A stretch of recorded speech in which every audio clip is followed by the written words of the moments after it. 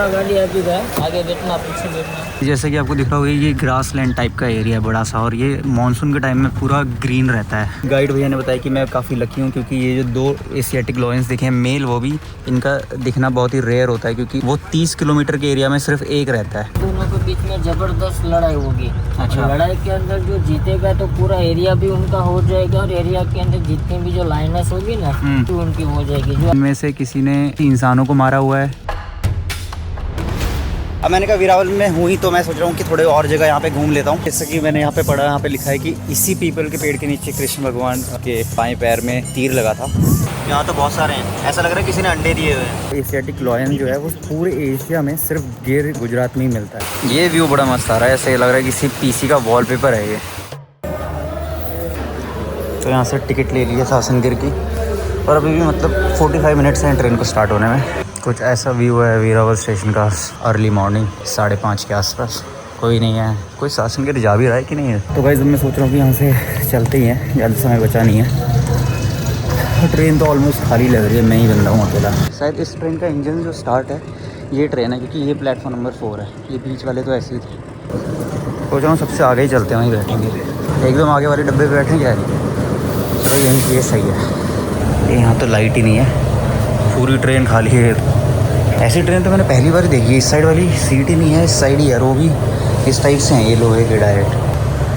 But फिर अकेला बैठना भी सही नहीं है, मैं सोच रहा हूँ गेट के पास ही बैठते हैं यहाँ पे। एक बार इंजन देख लेते, इंजन दिख रहा है कि नहीं अंदर से। नहीं, इंजन तो नहीं दिखता। यहाँ पे ये बंद हो जाता है, और यहाँ पे ये वॉशरूम है जो शायद ही कोई यूज़ करता होगा। फिलहाल तो ट्रेन का इंजन वार्म अप कर रहा है चलने के लिए। और ये इतना अनरिजर्व्ड है कि यहाँ पे लाइट भी नहीं, आई थिंक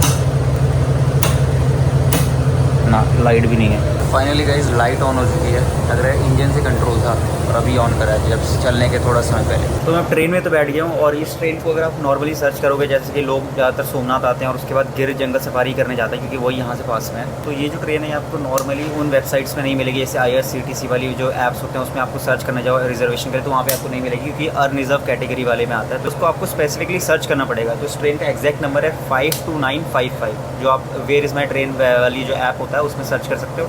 एंड सिमिलरली वापस रिटर्न आने वाली जो ट्रेन्स होती हैं वो भी ऐसी ही होती हैं, उसका भी स्पेसिफिक नंबर आपको सर्च करना पड़ेगा तो ही आपको मिलेगी वो ट्रेन्स, और वहीं ऑन द स्पॉट ही आपको प्लेटफॉर्म से ही टिकट लेनी पड़ेगी। तो अगर आप आ रहे हो तो ये चीज़ का ध्यान रखना।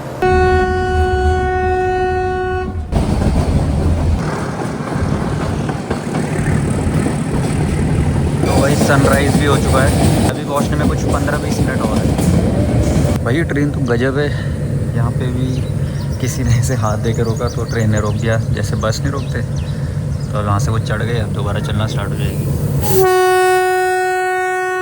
नहीं भाई मैं गलत था, वहाँ पे मैंने देखा बाद में कि वो बोर्ड लगा हुआ था, वो एक स्टेशन था, मतलब इतना वेल मेंटेन नहीं है, इस तरह से मुझे लगा कि रैंडम जगह पे रोक दिया है, पर वो एक स्टेशन था।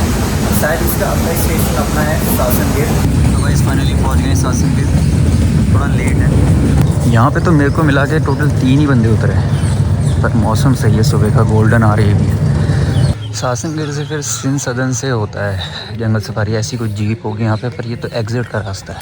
तो मैं उसी गेट से एंटर कर गया, और यहाँ पे तो काफ़ी कम भीड़ है, मेरे ख्याल से मेरा नंबर आ ही जाएगा।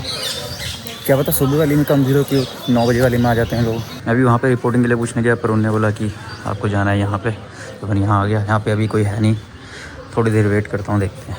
तो मैंने यहाँ पे पूछ लिया, तो इन्होंने कहा कि 9:30 की जो बुकिंग होती है उसके लिए 9 बजे से आपको रिपोर्टिंग करनी पड़ेगी। 9 बजने में तो अभी 1 घंटा है, तो मैं सोच रहा हूँ वो सामने शॉप दिख रही है, वहाँ से कुछ चाय नाश्ता करते हैं, फिर आऊँगा वापस। तो इस गेम में फिर ट्विस्ट है, यहाँ पे पता चला कि जो वेटिंग लिस्ट होती है, अगर अभी तक किसी का कंफर्म नहीं होता तो फिर उसके चांसेस बहुत ही कम होते हैं कि उसके वेटिंग लिस्ट कंफर्म होगी। तो उन्होंने मेरे को सजेस्ट किया कि आप देवलिया पार्क वाला सफारी ले लो, और उसमें फ़र्क ये है कि देवलिया पार्क वाला 1 घंटे की होती है फेंस्ड पार्किंग, मतलब कंफर्म साइटिंग होगी एनिमल्स की, और गिर की जंगल सफारी होती है वो 3 घंटे की बड़े जंगल में होती है। तो मैं सोच रहा हूँ देवलिया पार्क वाले ही ले लेता हूँ, पर फिर भी अभी मैं 9 बजे तक का वेट कर रहा हूँ कि एक बार मैं जंगल सफारी, जो गिर की जंगल सफारी है उसका मैं एक बार खुद जाके पूछूंगा कि अगर वेटिंग लिस्ट सब हुआ तब जाके मैं ये ले लूँगा ये वाला।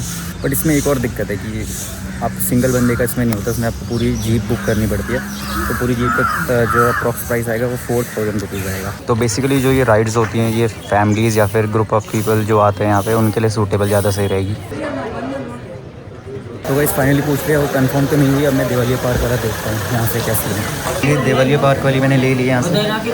सिंगल पर्सन के 3700 पड़ा ये चार्ज।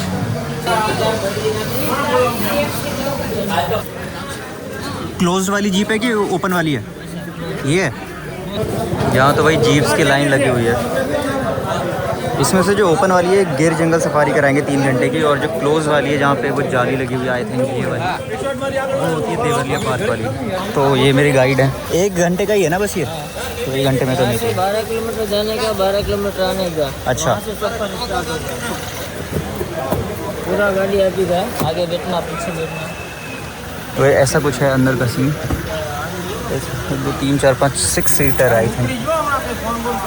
और ये अगर मैं गिर से जंगल सफारी लेता तो मुझे 5500 तक का पड़ता, वो उससे भी ज़्यादा आई थिंक थोड़ा सा। चलो सही है, देवलिया पार्क की सही है, पर ये 1 घंटे का ही है, वो 3 घंटे का। देवलिया पार्क और जो गिर की जंगल सफारी है उन दोनों में डिफरेंस ये है कि सबसे पहले तो जीप का डिफरेंस है। जीप क्या है कि देवलिया पार्क वाले में क्लोज होती है और गिर की जंगल सफारी में ओपन होती है। तो जीप फिर ये वाली इसमें क्लोज क्यों होती है और उसमें ओपन क्यों? सफारी फर्स्ट टाइम चालू किया ना, हाँ, इसलिए सेफ्टी के लिए। अच्छा, सेफ्टी के लिए। तो दोनों में डिफरेंस ये तो सेकंड ये है कि जो देवलिया पार्क वाला है वो ओपन ही है, ग्रासलैंड जैसे होते हैं अफ्रीका में, तो वहाँ पे एनिमल साइटिंग के चांसेस ज़्यादा अच्छे होते हैं क्योंकि वो ओपन एरिया है, वहाँ पे हमें दूर से भी दिख सकता है। लेकिन जो गिर की जंगल सफारी है उसमें क्या है कि डेंस फॉरेस्ट है, तो उसमें अगर ज़्यादा क्लोज नहीं आया एनिमल तो उतना अच्छा विजुअल नहीं हो पाएगा। आधा घंटा में लगेगा जाने में और आधा घंटा लगेगा आने में, और फिर अंदर जो मेन एरिया है वहाँ से 50 मिनट या 1 घंटा स्टार्ट होगा, जो देवलिया पार्क का मेन जहाँ पे सफारी होगी। एंट्री और एग्जिट गेट वहीं पे एक ही है, तो यहीं से जाके फिर सीधा घूम के वापस यहीं से। अभी पूरे गिर के अंदर 5 डिस्ट्रिक्ट में सब मिला के 891 लायन है। अच्छा, और यहाँ पे 27 पीसीज के यहाँ पे स्नेक है, सांप। अच्छा, सांप भी हैं? हाँ, और 800 प्लस यहाँ पे लेपर्ड है, तो सबसे ज्यादा एग्रेसिव एनिमल है। तो इनमें से सबसे ज़्यादा चांस किसका होता है, कौन से एनिमल का दिखने का? सबसे ज्यादा तो डियर करेगा, डियर नीलगाय। तो ये नील गाय दिखी है पीछे ना, वो मेल है, आगे जा रही है वो फीमेल है। अच्छा,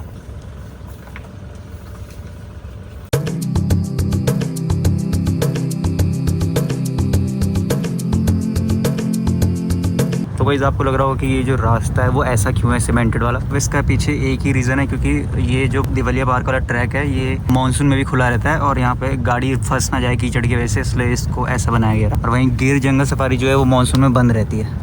ये कौन सा एनिमल है? नील गाय है।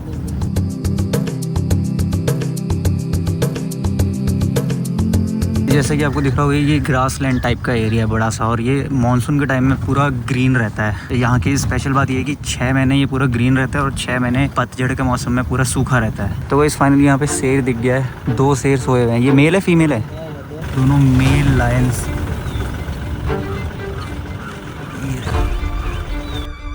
तो अभी गाइड भैया ने बताया कि मैं काफ़ी लकी हूँ क्योंकि ये जो 2 एशियाटिक लायंस दिखे हैं मेल, वो भी इनका दिखना बहुत ही रेयर होता है क्योंकि फीमेल्स तो दिख जाती हैं, पर ये जो अपना मेल लायंस होते हैं वो 30 किलोमीटर के एरिया में सिर्फ एक रहता है। यहाँ पे मुझे एक साथ 2 दिख गए हैं वो भी। तो फिर ये 2 क्यों हैं एक साथ? अच्छा, दोनों भाई हैं।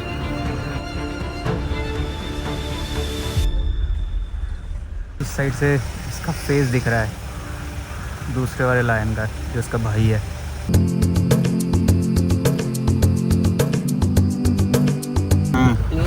बीच में जबरदस्त लड़ाई होगी। अच्छा। लड़ाई के अंदर जो जीतेगा तो पूरा एरिया भी उनका हो जाएगा, और एरिया के अंदर जितनी भी जो लाइनस होगी ना भी उनकी हो जाएगी। जो हारेगा तो अपना एरिया लाइनस सब छोड़ कर उसको भागना पड़ेगा। इसके अंदर एक कंट्रोल्ड वे में लेपर्ड्स को रखा गया है।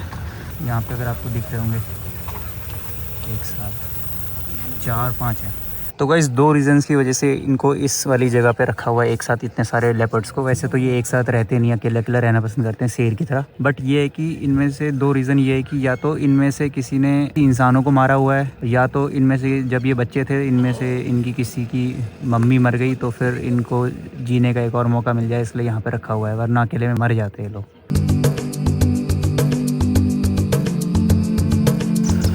यहाँ पे फीमेल डियर दिखी है, पर ये तो शायद ग्रुप पे रहते हैं ना। एक और लेपर्ड रखने की जगह मिल गई। यहाँ पे काफ़ी बड़े लेपर्ड रखे हुए हैं, आप इसका साइज़ देख सकते हो, पिछले वाले से काफ़ी बड़ा है। इनका भी सेम ही केस है, वही जो रीज़न वहाँ बताए थे वो यहीं पे। यहाँ फीमेल रहती हैं या मेल्स? यहाँ मेल है, वहाँ फीमेल सीट।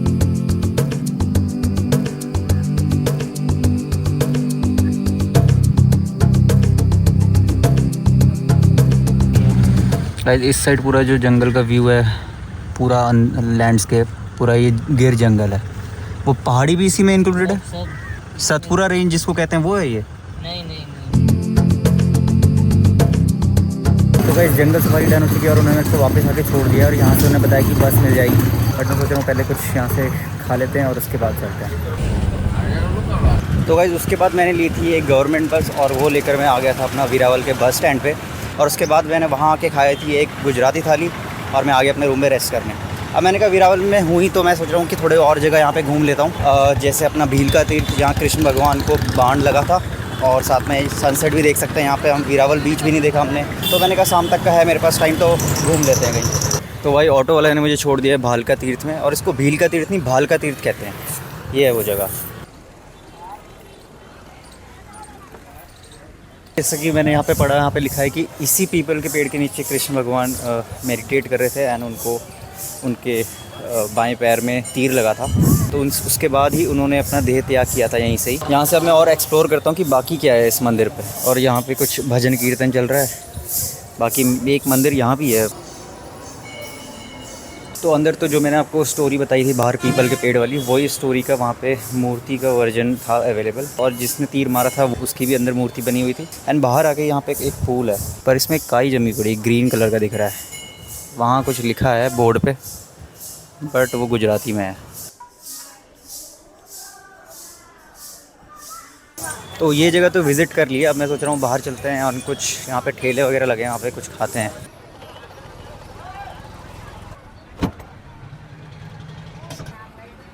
दो टाइप के बीच मैंने ऑनलाइन सर्च करा, एक माधवपुर बीच जो काफ़ी सीनरी वहाँ पे अच्छी और साइलेंट है, और दूसरा क्या है कि वीरावल बीच, वहाँ पे थोड़ा फिशिंग स्पॉट है, ज़्यादा फिशिंग करते हैं लोग।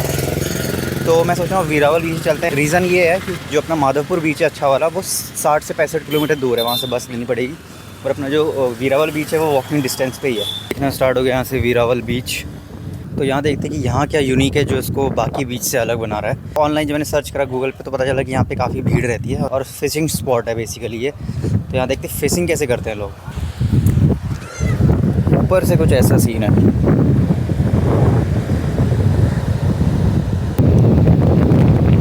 लेकिन यहाँ थोड़ा दूर तक ही लहरें आ रही हैं, मतलब पास में, मतलब वहाँ काफ़ी सही जगह है घूमने की जहाँ हल्का हल्का पानी है। अभी मैं यहाँ जाने वाला था, पर यहाँ बहुत ही भयंकर काई जमी पड़ी है, फिसलन काफ़ी है यहाँ पे।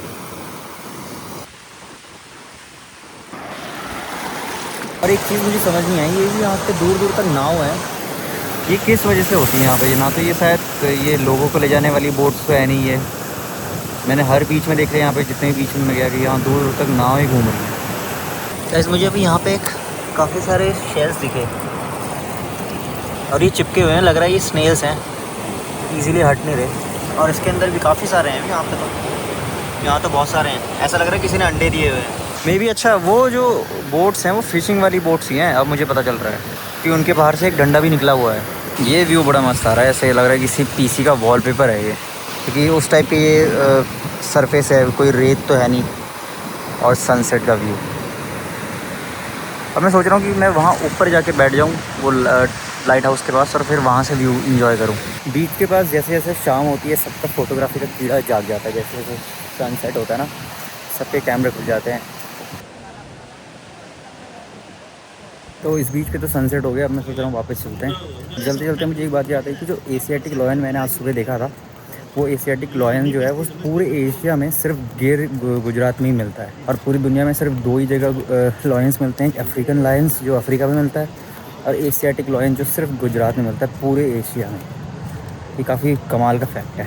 मैं यहाँ डिनर के लिए आ गया था, मेरा कुछ साउथ इंडियन खाने का मन था, तो मैं सोचा डोसा से स्टार्ट करते हैं, अगर भूख लगी तब फिर वड़ा सांभर भी खा लेंगे। तो वहाँ से खाने के बाद मैं चला गया था रूम, और वहाँ से अपना बैग ले आया, और अब मैं जा रहा हूँ सीधे रेलवे स्टेशन की तरफ। ट्रेन चलने में अपना 40 मिनट रह गए, तो मैं सोच रहा हूँ जल्दी से चल लेते हैं। ट्रेन पे अपना बिस्तर वगैरह लगा के आ गया हूँ सामान रख के। ये है ट्रेन जो सुबह 7 बजे के आसपास मुझे द्वारका पहुँचा देगी, तो अब मैं मिलूँगा आपको सुबह।